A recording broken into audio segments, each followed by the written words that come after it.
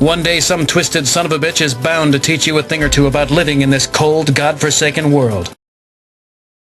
Workers will begin removing fuel rods on Monday at the Fukushima Daiichi nuclear power plant. This is the first critical step in what is to become a decades-long decommissioning process. Tokyo Electric Power Company workers will launch the operation from the number 4 reactor building. There are more than 1,500 assemblies of fuel rods in the building. Most of them are used and highly radioactive. The building was damaged by a hydrogen explosion in March 2011. The workers will use a crane attached to a specially built structure.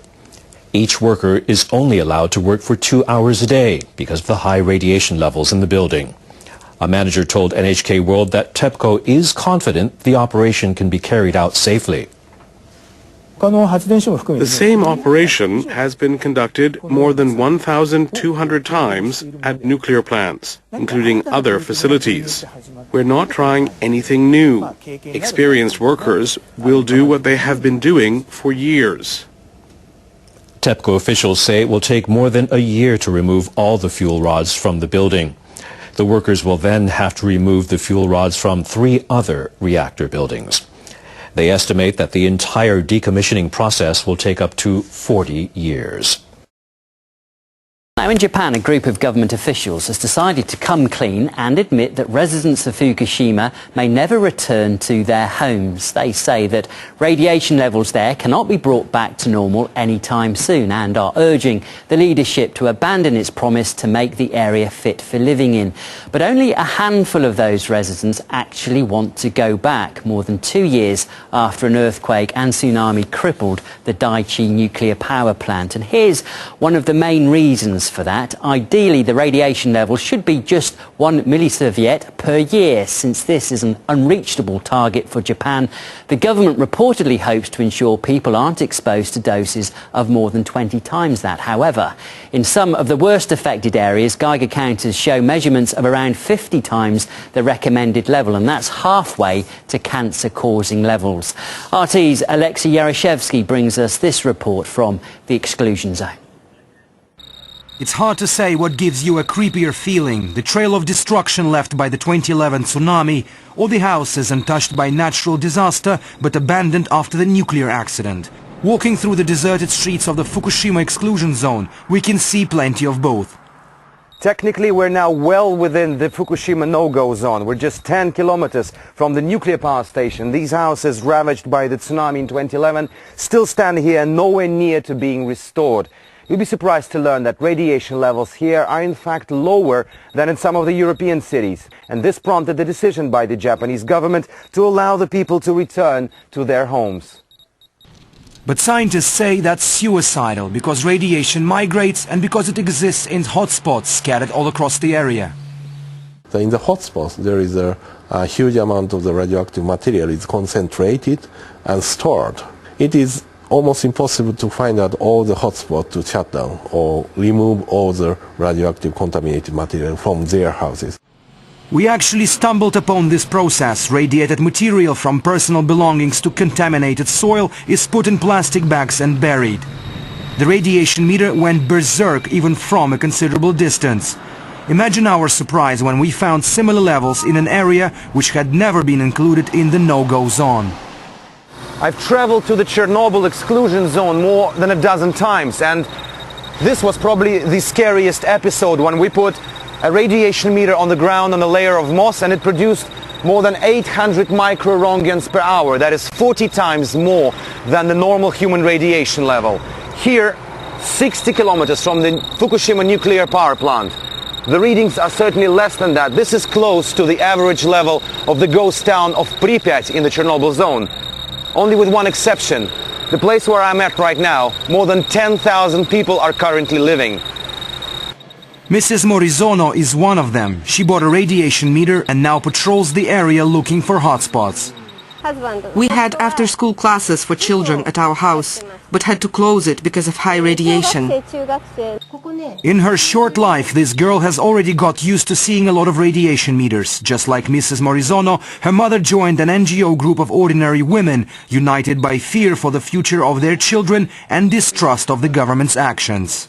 We're sending our data to government and TEPCO officials every day, and we get no reply. Don't see any action from them. As if they're trying to play down the scale of things. Meanwhile, our children are already suffering from thyroid issues. The voice of dissent is now intensifying despite assurances from TEPCO as spent nuclear fuel rods are removed from reactor 4 at Fukushima Daiichi. We have it under control. It's a challenging process, but we have the equipment to perform it. Anti-nuclear protesters in Tokyo say no one should be allowed back into the Fukushima area until it's completely safe, which in truth may not happen for centuries. Their picket has just surpassed 800 days, and they will stay longer, they say, to force their government into rethinking its nuclear policies. Alexei Rashevsky, RT, reporting from Japan. We end tonight with a mystery from the deep. Scientists on the West Coast are at a loss to explain what is killing sea stars, also known as starfish. Ben Tracy says in some places, 95% of the starfish population has died. Along these edges here, there would have been sea stars, orange and purple sea stars, at low tide. Marine biologist Pete Raimondi showed us the tide pools along California's Monterey Bay. Thousands of bright sea stars usually line these shores. In less than 2 months, they've vanished. How big of a mystery is this as to what's going on here? It's immense. I mean, that's probably, from a scientific point of view, one of the most intriguing things is we have no obvious culprit. His University of California Santa Cruz research team is finding 6 sea stars underwater. Their limbs falling off, their bodies disintegrating. How quickly does it go from healthy sea star to nothing? Sea stars can go from perfectly healthy to completely decomposed overnight. This time-lapse video shows a sea star infected with white lesions. One by one, it loses each of its arms. This happened in just 7 hours. This wasting disease is typically caused by bacteria. It often happens during El Niño years when ocean temperatures warm and bacteria grows more quickly. But there is no El Niño now, and the disease is more widespread than ever, stretching from Alaska to Southern California. This was a healthy sea star population last year near Vancouver, Canada. This is what it looks like now. We've never seen it like this, never. It's changing the ecosystem on the coast because sea stars eat these black-shelled mussels. So these mussels are just going to take over because nothing's eating them anymore. That's right. Scientists say they don't know how much worse this die-off will get, and that it could be generations before these shores are once again painted purple and orange. Ben Tracy, CBS News, Santa Cruz, California. The Asian Development Bank has released an alarming report on climate change. It predicts that at least 1 million people in East Asia will be forced to relocate by 2050 if some governments fail to take any measures against rising sea levels. The report analyzes how Japan, China, South Korea and Mongolia will be affected by global warming. It uses data released by the Intergovernmental Panel on Climate Change, the IPCC, a United Nations group of scientists. It predicts that in Japan, about 64,000 people in coastal areas will be forced to migrate inland by 2050. The report also predicts that the total cost to reduce the damage for the 4 countries every year until 2050 is over $36 billion. The money will be needed to build levees and create artificial beaches, among other measures. Analysts say the governments should be able to fund this amount as it's 0.3% or less over the 4 countries' combined gross domestic product. The sea level rise will be caused by the melting of ice in polar regions due to global warming. The report points out the importance of reducing greenhouse gases and also taking measures to reduce the damage.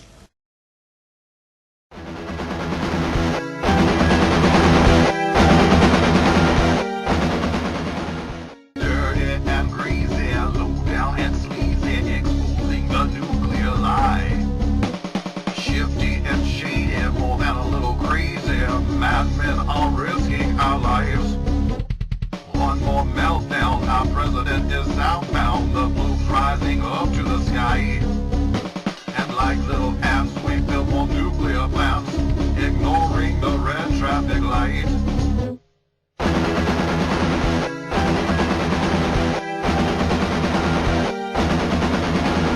Liars, deceivers, fools and believers inside the conspiracy. Convent and